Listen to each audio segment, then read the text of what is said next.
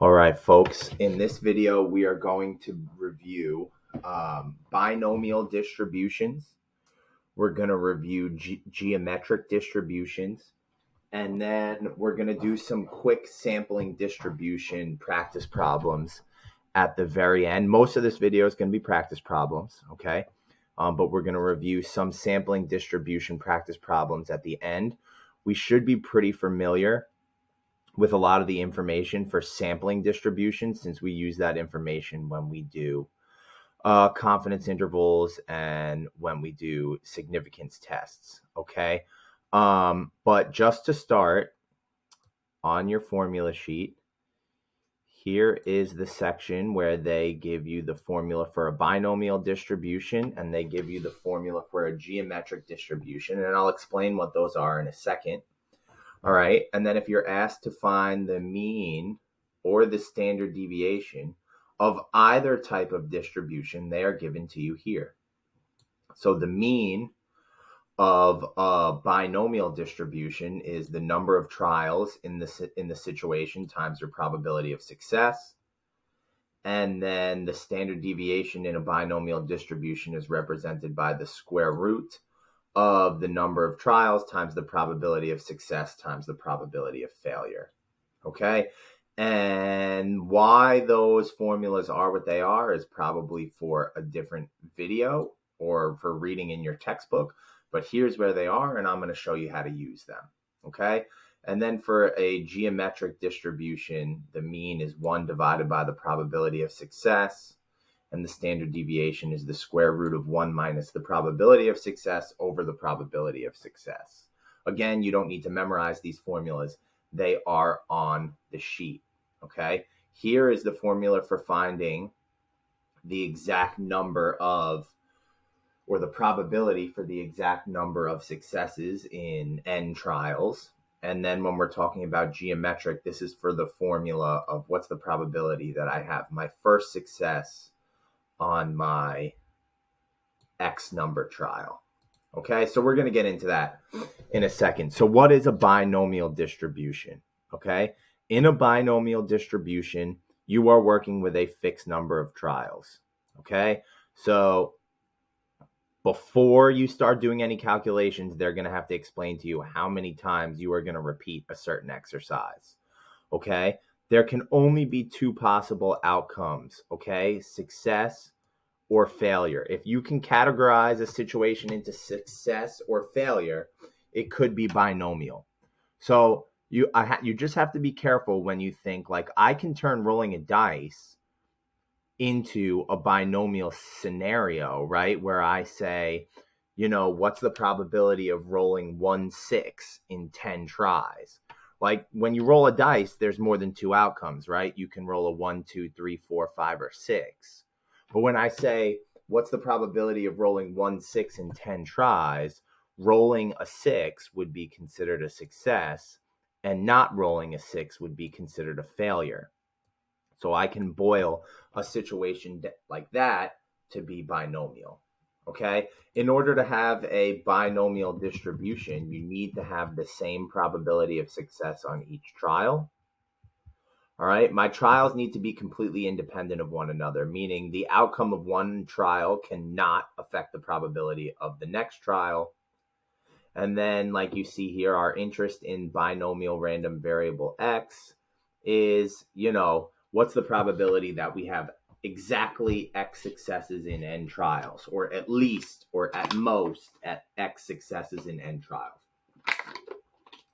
And then down here, we're also going to talk about a geometric random variable. But if you understand binomial random variables, geometric is pretty easy. A geometric random variable will tell you the probability that you succeed for the first time on any given trial number. And almost all of the, constraints need to be the same as a binomial distribution, except the part about a fixed number of trials, right? Because technically in a geometric distribution, you could keep failing. If you have a probability of failure, right, it is possible for you to keep failing indefinitely. It's just not very likely. So you're not going to have the fixed number of trials part when you are talking about a geometric distribution. But again, the formula for figuring out the probability that you'll have your any given success on your nth trial is right here. And we'll come back to this formula in a little bit when we do an example problem. So before we start the practice questions, I just want to touch on one more thing. All right. Here is an example of a binomial distribution that I created before I started this chapter, right? So think about taking maybe 10 shots at a hoop where you have a 60% chance to make each shot. Here are the possible outcomes of my binomial random variable x, right? If I'm taking 10 shots, any of these, let's call these down here the number of makes out of 10. Any of these are possible, right? If I'm going to shoot the ball 10 times and I have a 60% chance of success, I might hit 0 shots, I might hit 1 shot, I might hit 2 shots, I might hit 10 shots, or I might hit anywhere in between. Okay? The binomial distribution, right, shows you, this is discrete, by the way, right? You can't have a value in here between 5 and 6 or 4 and 5, right? You can't make 4.5 baskets. The binomial distribution shows you the probability that you make any given number of shots out of 10. Okay? And it should make sense that if I have a 60% chance of success on each trial, then the peak in this distribution is going to come at 6 shots out of 10. If I have a 60% chance of making a shot and I take 10 shots, I would expect, or my expected value, right, is going to be, well, I'm probably going to make about 6 shots. All right, that's the mean of this distribution. Okay, but it is possible for any of these to happen, right? It's not very likely that a 60% shooter will make 0 shots out of 10 or 1 shot out of 10, because that would mean they would have to fail, 10 times in a row or 9 times and then only succeed once. And if you only have a 40% chance of failure, that's not very likely. Okay. Now, what the calculator function binomial PDF will do is if you enter in all the parameters or all the information that the question gives you, binomial PDF will give you the probability for exactly 1 bar in the distribution. Okay, so if I wanted to know the probability that a 60% shooter makes exactly 4 shots out of 10, keyword exactly, I would use binomial PDF. What binomial CDF does is it can group bars together and give you the probability of multiple bars at once. So for example, if I wanted the probability of making at most 5 shots out of 10, I would use binomial CDF, and it would give me the area of all these bars together at the same time. Or let's say I wanted the probability that I make at least 7 shots. I could use binomial CDF, to find the area of all these bars, and then subtract from 1, leaving me with the areas of these bars, all right, or the probability of these bars, I should say. Okay, so I'm gonna cruise a little bit further here, and we're gonna start applying some practice questions right away. So the first one says a binomial event has 60 trials. The probability of success on each trial is 0.4. Let X be the count of successes of the event during the 60 trials. What are the mean and standard deviation of this variable? All right, this is a simple question. We'll go right back to the beginning. The mean of any binomial distribution is going to be equal to the number of trials times the probability of success. And the standard deviation is going to be equal to the square root of the number of trials times the probability of success times the probability of failure. So with those two formulas in mind, right, this is clearly a binomial event. First of all, they tell us, but second of all, fixed number of trials, same probability of success on each trial, right?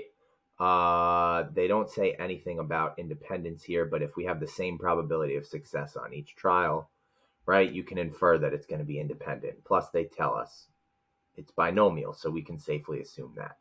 So the mean of my binomial random variable x is going to be equal to my number of trials, 60, times my probability of success, in this case, which is 0.4, or 40%, right? And we just refer to our calculator. 40% of 60 is 24, right? So I think the mean is going to be 24, right? On average, if I were to repeat this experiment, 60 trials of this experiment many times, I would expect that the most common outcome would be getting exactly 24 successes in 60 trials.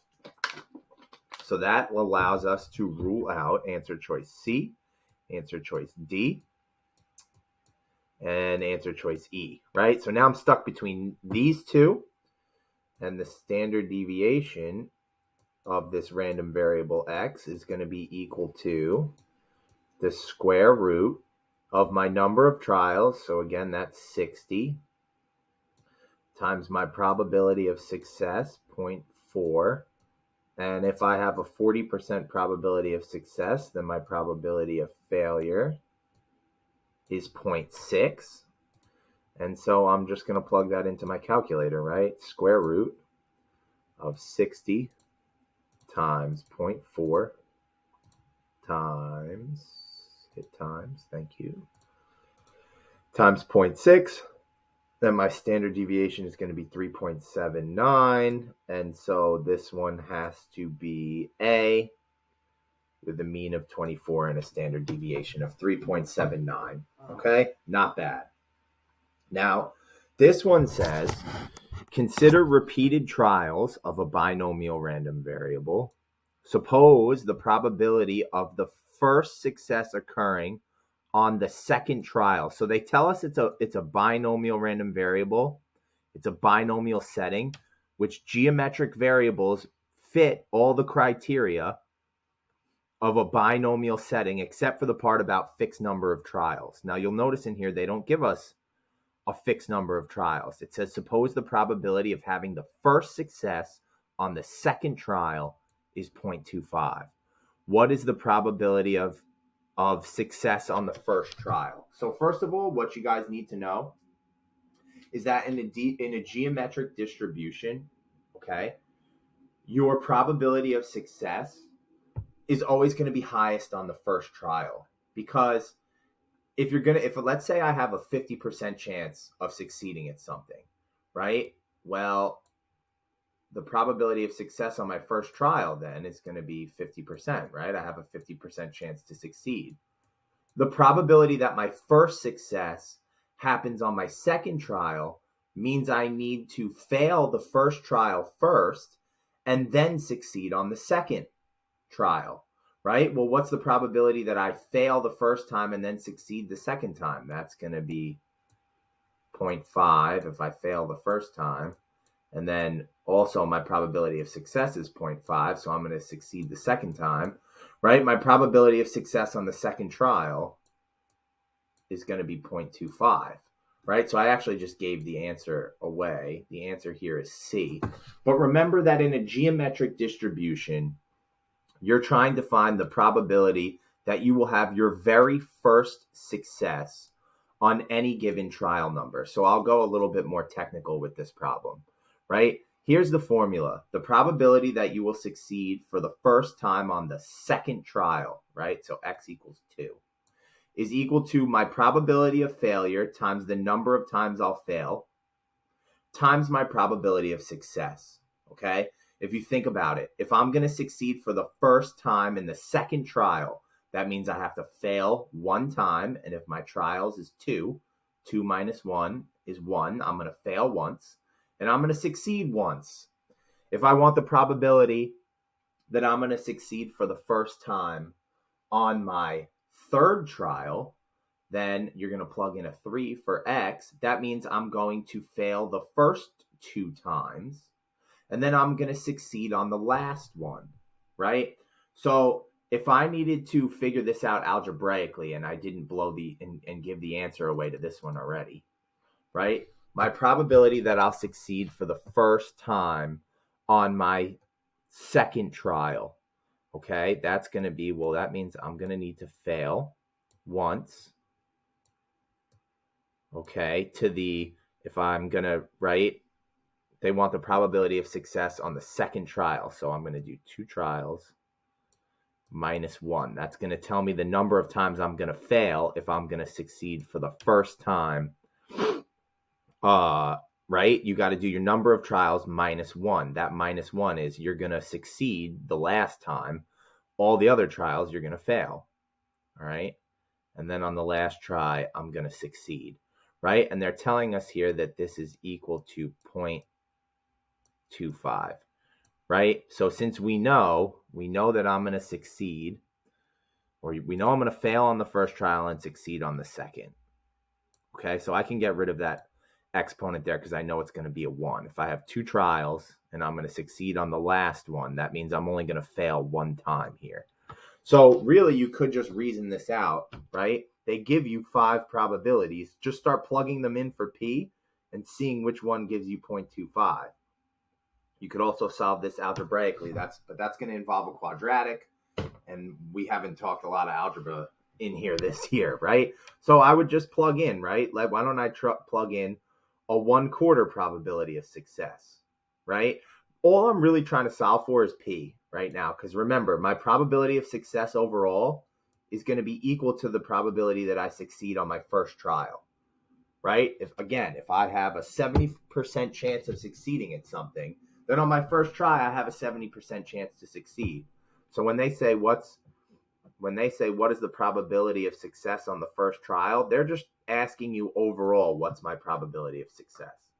So if you plugged 1/4 in here, you would have 0.75 times 1/4, right? 0.75 times 0.25. And that does not come out to be 0.25. In fact, the only way this works is if you substitute in 1/2, right? 1 minus 0.5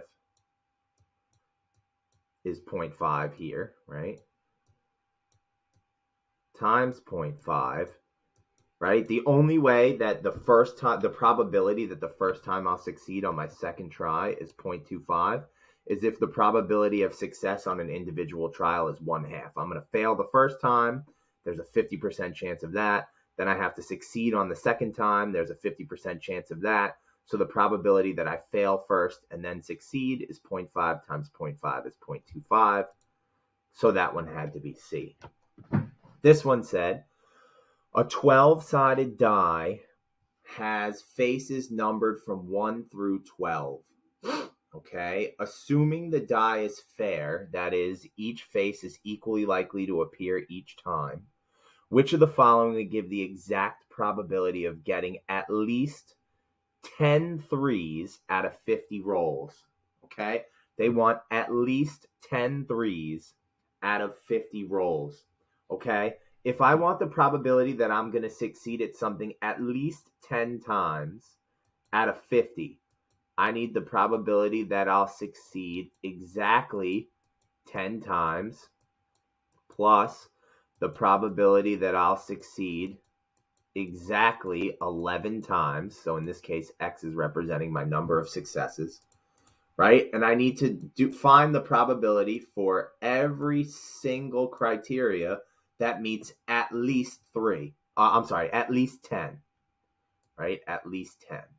So I have to find the probability that I get exactly 10 plus the probability that I get exactly 11 all the way to the probability that I have exactly 50 successes. Because if I'm going to roll the die 50 times, it's theoretically possible that I could succeed all 50 times.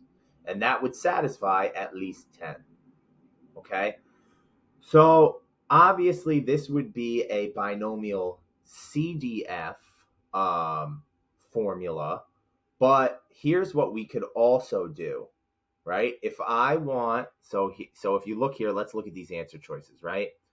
This gives me 50 combinations, 0. So this would be First of all, let's just figure out what's the probability of success in the first place, right? If I have a 12-sided die, my probability of getting a 3, right? What's my probability of success on any one trial on a 12-sided die? Well, 3 would represent 1 out of, 3 would represent 1 out of the 12 sides. So my probability of success to roll a 3 is only 0.083 continuous, right? 0.083. So that means what's going to be my probability of failure? So the probability that I don't roll a 3 is going to be 1 minus the probability that I do roll a 3. And that ends up being 0.916 continuous, right? 0.916 continuous. And this was also continuous. So let's try and make sense out of this now, right? This first answer is giving me the probability that I succeed 0 times out of 50, right? 0 successes out of 50 trials. And they got the 0 on the probability of success and 50 on the probability of failure. So they want me to do the probability that I succeed 0 times out of 50 plus 1 out of 50, all the way up to 9 successes out of 50. So that's not giving me, these don't satisfy at least 10. This is actually the opposite of at least 10. This is the probability that I get at most 9, because I'm adding together the probability that I succeed 0 out of 50 plus 1 out of 50. And then this is telling you got to go all the way to 9 successes out of 50. So this is not the right probability for us. Okay. Then this one gives us, we're starting with the probability of succeeding 11 times out of 50 plus the probability that I succeed 12 times out of 50, all the way up to 50 times out of 50. The problem with this one is at least 10 should also include the probability that I succeed exactly 10 times out of 50. And this one doesn't have that because we start at 11. So it can't be B. All right. Now C says we're going to do 1 minus some probabilities in here. So in here, we should then be subtracting all the things that we don't want. Okay. This was all the things that we don't want. Part A, right? Let me get rid of all these lines here. But if we're going to calculate it as 1 minus, right, I want to leave behind the probability that I succeed 10 or 11 or all the way out to 50 out of 50 times. All right, so if I look at this one, let's see what we're subtracting out. They are starting with 100% and they're taking away the probability that we succeed 0 times out of 50. That's good. Then the probability that we succeed 1 time out of 50, we're taking that away too. That's good, because those don't satisfy at least 10. But the problem with answer choice C is we end up also subtracting the probability that we succeed exactly 10 times out of 50. And that exactly 10 times out of 50 is included in at least 3. I'm sorry, I keep saying 3. It's included in at least 10, right? Succeeding exactly 10 times out of 50 satisfies at least 10 times out of 50. So I don't want to subtract this probability out of 1. Okay, that's something I want to leave behind. All right, so it can't be C. All right, so it's got to be D, right? Because this one says 1 minus the probability that I succeed 0 times out of 50 plus the probability that I succeed once out of 50, all the way up to the probability that I succeed 9 times out of 50. So I'm only subtracting the probabilities of the events that I am not trying to find the probability for, right? 0 through 9 are all the outcomes that don't satisfy at least 10, right? I'm not really sure what's going on here. This is just giving you the probability that you succeed somewhere between 0 and 10 times. So this is the probability you succeed at most 10 times. So we don't want that one. It had to be D. Okay. Keep following along here. It says, which of the following is not a common characteristic of a binomial and a geometric experiment? So first of all, again, binomial and geometric are very similar. You need to have the same probability of success on each trial. The trials need to be independent of one another, okay? You can only have two outcomes, success or failure. The only difference is with binomial, they're always going to give you a fixed number of trials, and with geometric, again, the distribution is open-ended, right? Because it's talking about what's the probability that you succeed for the first time on your nth trial. So again, if I only have a 50% chance of succeeding, that means I have a 50% chance of failure, and theoretically it is possible that I just continue to fail. So let's look through these answer choices, right? So what has to be in common? Well, which of the following is not in common for both of these things? A says there are exactly two possible outcomes, success or failure. That is something that both things have in common. B is there is a random variable x that counts the number of successes. That is binomial. It's not geometric. Okay, that random variable x, if we're counting the number of successes out of a number of trials, that's binomial. Okay, geometric distribution is all the same stuff, right? It has to be binomial, it has to be independent, right? Only success and failure, the probability needs to stay the same for trial to trial. All that stuff is the same, but a geometric distribution measures the probability that you'll get your first success on your nth trial. So it's not counting, it's not a count of the number of successes. It's the probability of the first success on the nth trial. So this one is not in common between both of these, right? C says each trial is independent, right? They both rely on that. D is the probability of success has to stay the same in each trial. They both rely on that. And the probability of success plus the probability of failure has to be 1. They both rely on that. This is basically saying they're binomial, right? If the probability of success plus failure doesn't equal 1, then either one of these probabilities is incorrect, or we're missing a possible outcome that would be deemed not a success or not a failure, right? They have to always add up to 1. All right. So again, a geometric setting is basically a binomial setting, but instead of measuring the number of successes out of the number of trials, we're measuring the probability of success on the first trial. Okay, what does this one say? It says a brake inspection station reports that 15% of all cars tested have brakes that need replacement pads. For a sample of 20 cars that come to the inspection station, what is the probability that exactly 3 have defective brakes? All right, this is easy. This is a binomial PDF question, right? In this case, my probability of success is 0.15. Needing new brake pads in the real world is not a success, okay? But within this binomial setting, when they're saying the probability that something needs new brake pads is 15%, what's the probability that we get exactly 3 of these things to happen out of 20, right? So needing new brake pads in this situation is going to be my probability of success. All right, my number of successes needs to be exactly 3 on 20 trials. That's binomial PDF. You see exactly, you're thinking PDF. So I'll hit second distribution. I'll scroll down to binomial PDF, which is somewhere down here at the bottom.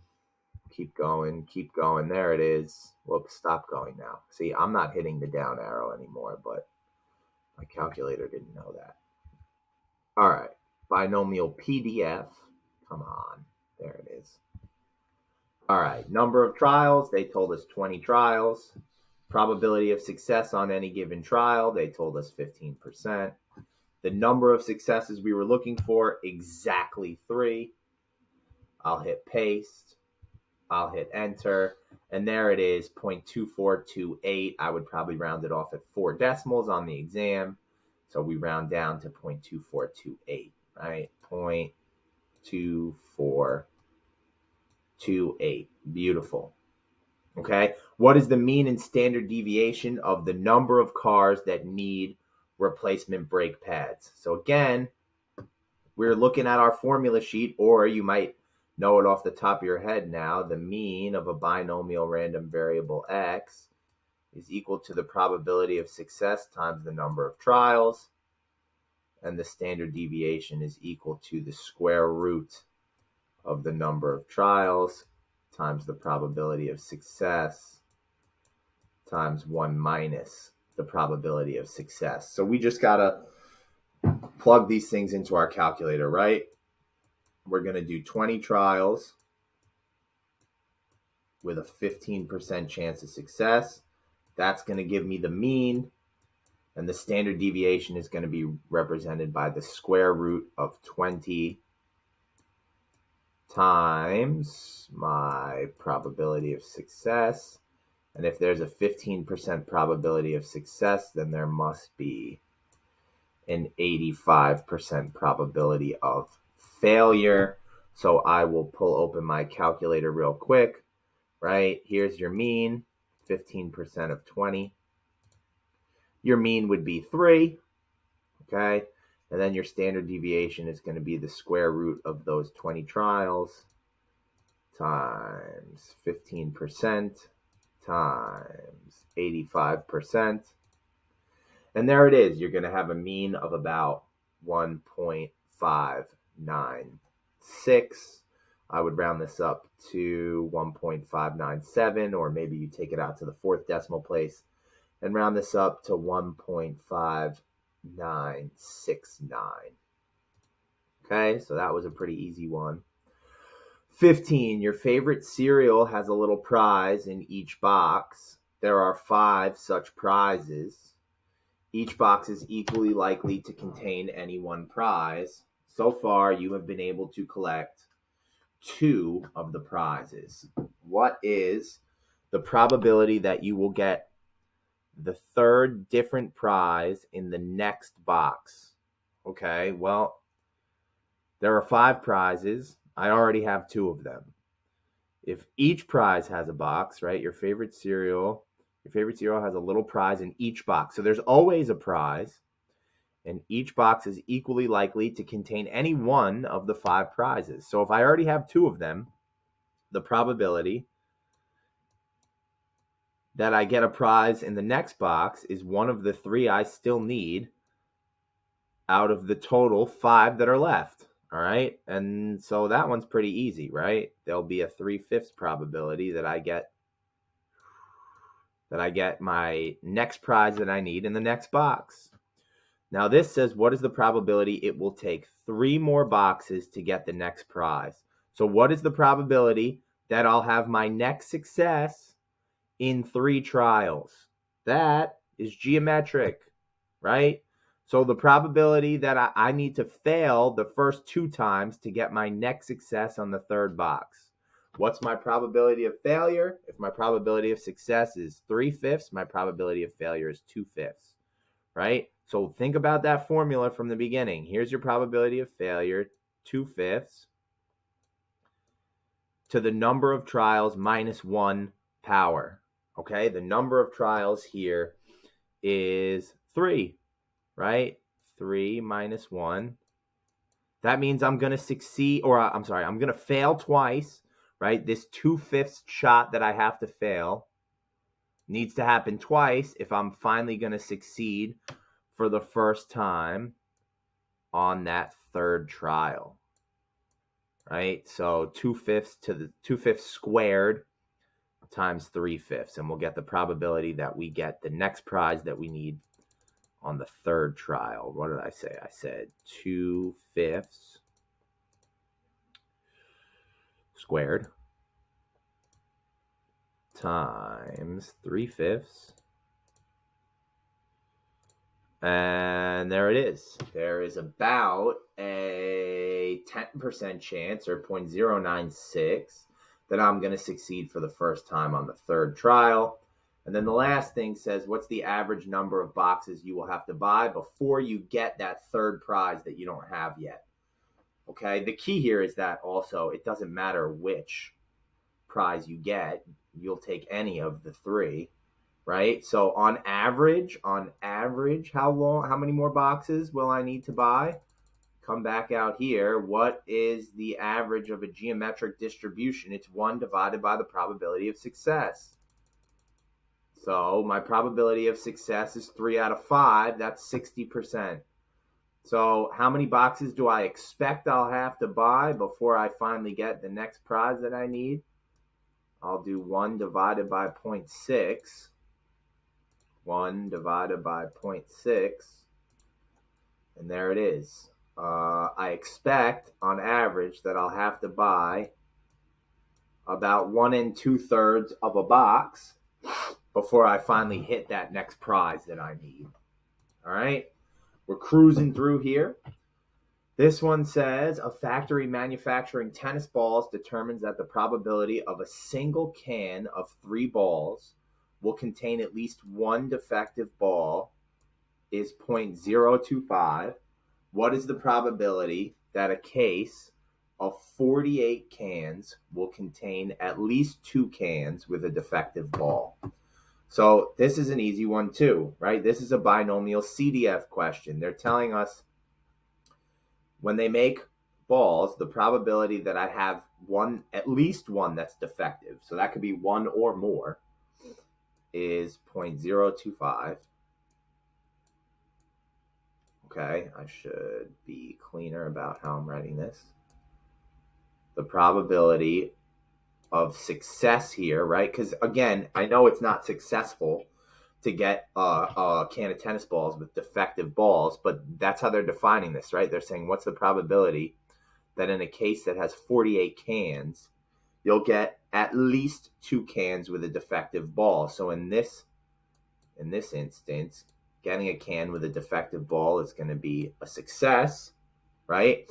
And we're going to have 48 trials of this event because a case has 48 cans. So N equals 48. Now, binomial CDF is going to help us here. I want the probability that I will get at least 2 defective cans. That's going to be equal to the probability that I have 2 defective cans out of 48 plus the probability that I have 3 defective cans out of 48 all the way out,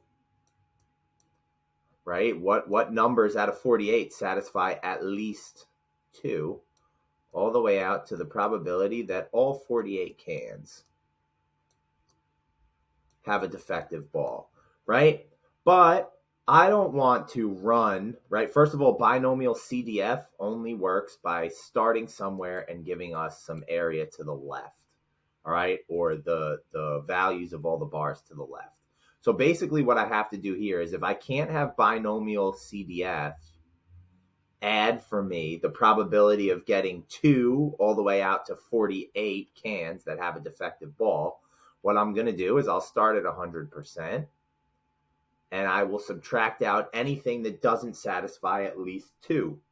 And all the things that don't satisfy at least 2 are getting no cans with a defective ball. I should group this. Plus the probability that I get only 1 can with a defective ball. These are the only things that don't satisfy at least 2. So I'm going to use binomial CDF, and I'm going to say, all right, since I'm using CDF, give me the probability of getting exactly 1 defective can, all right, and to the left, so 1 and 0, right? So I'll do second distribution. I'm going to come down. Actually, I'm going to go up so that I can get to binomial CDF, okay?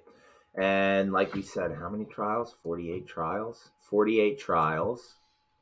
The probability that I get a defective or a can with a defective ball is, now I can't even remember it, 0.025. 0.025. And now if I say 1, right, the calculator is going to give me that the probability that I get exactly 1 or less cans with a defective ball.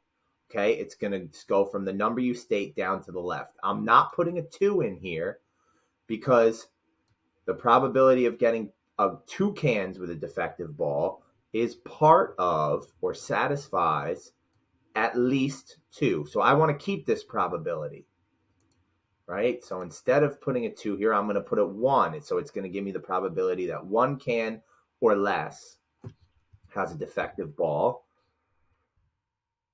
There's that probability.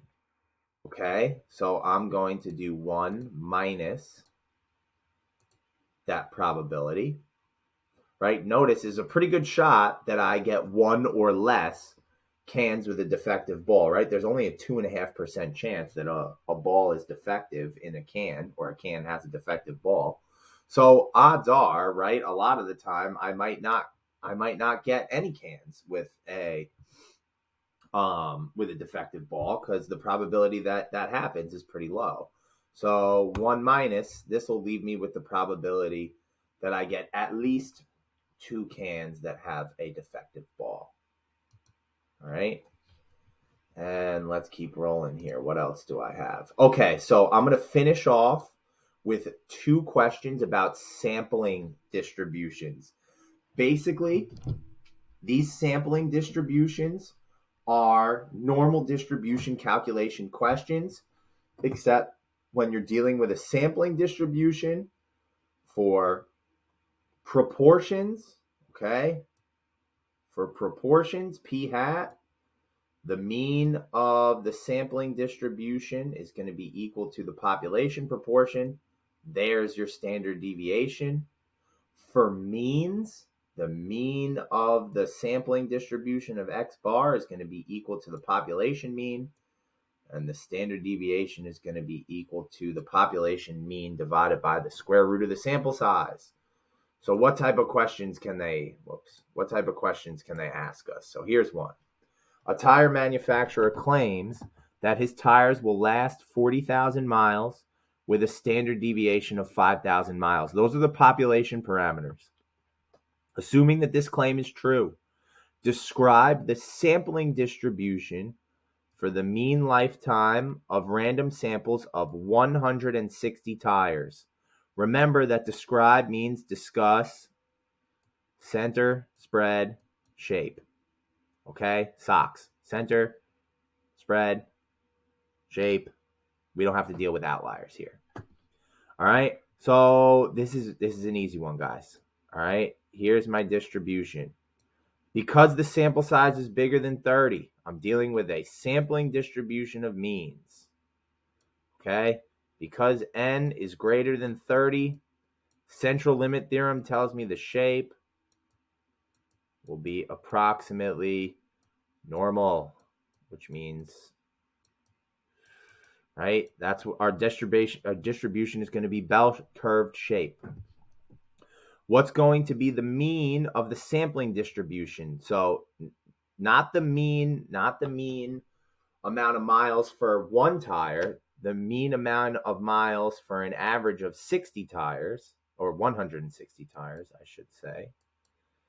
The average lifespan for 160 tires. Again, look at your formula.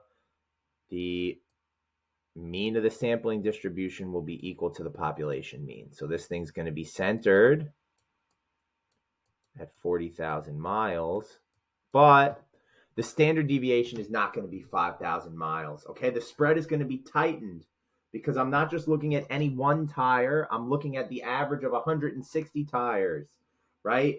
So every time you average out 160 tires, the spread of that sampling distribution is going to be a lot tighter because you're taking 160 values into account and averaging them.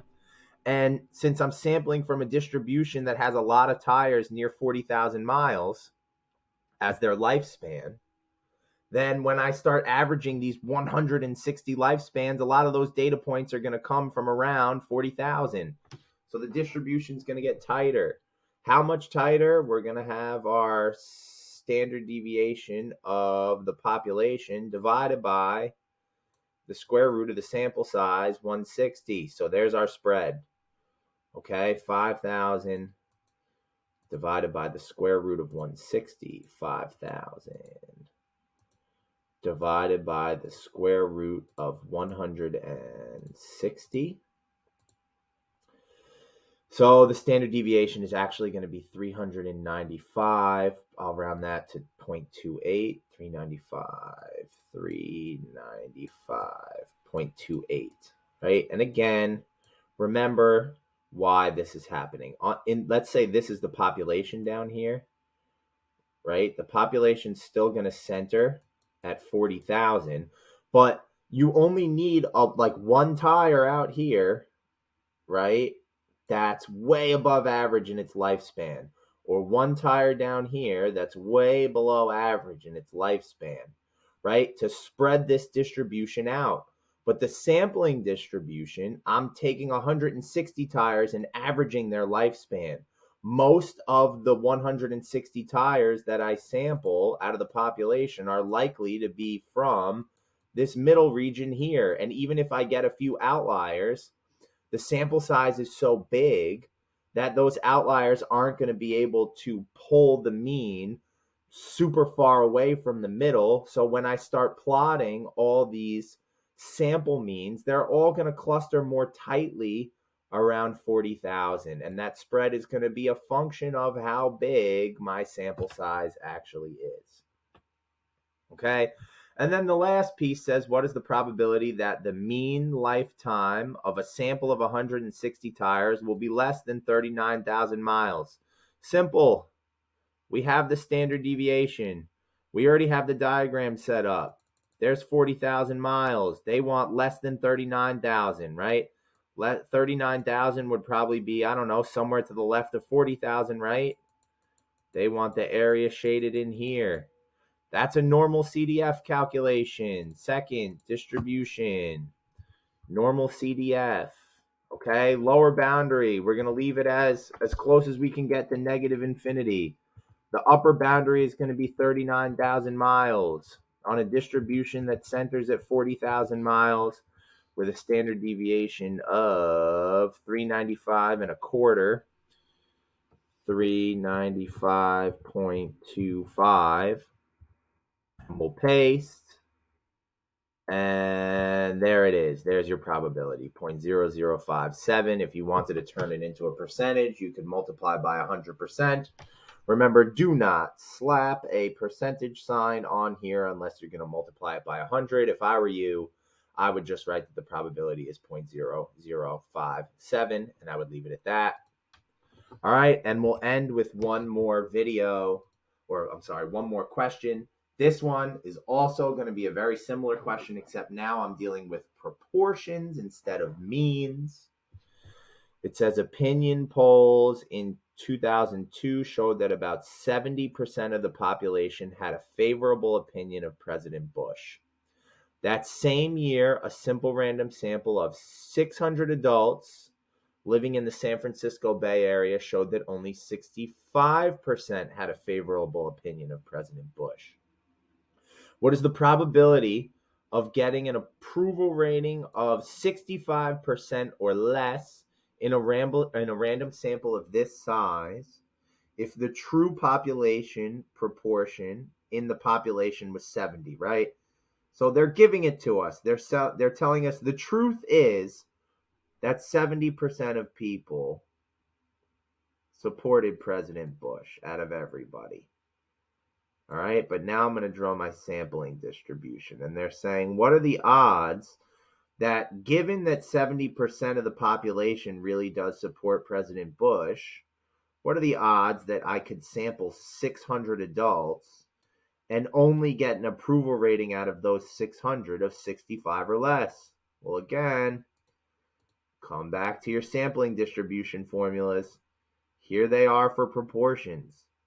The mean of a distribution of sample proportions is equal to the population proportion, which they told us, they are assuring us the population proportion was 70%. So I'll put that here, 70%. And they want the probability that we could sample 600 people and get an approval rating of 65% or less. So 65%'s got to be somewhere to the left of 70%. I'll shade this bad boy in.